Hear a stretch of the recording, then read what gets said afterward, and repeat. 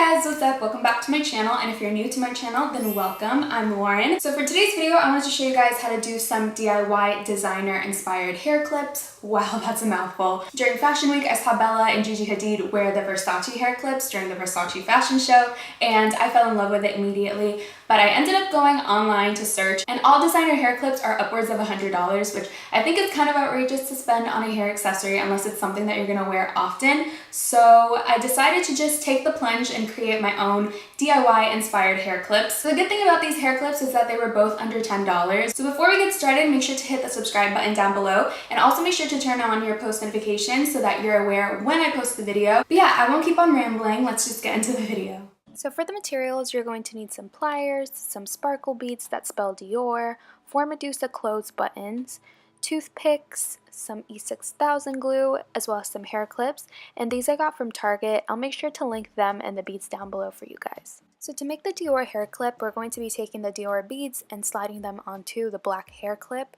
So I'm going to take some pliers and try to open up the hook of the hair clip and just make it as flat as possible to be able to slide in the beads.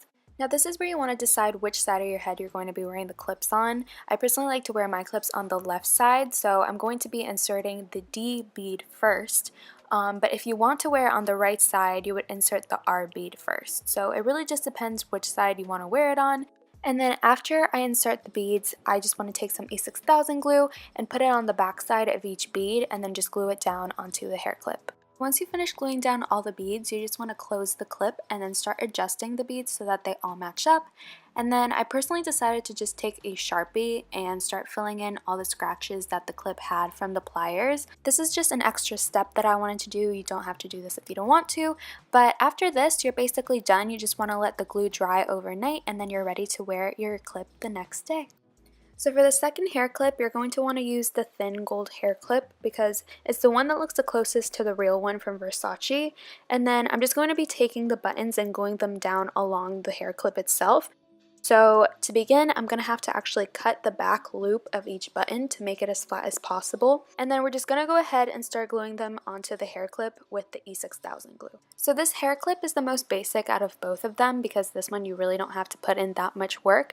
But just like the other one, we're going to leave this one overnight as well, let it dry, and then you're free to wear it the next day.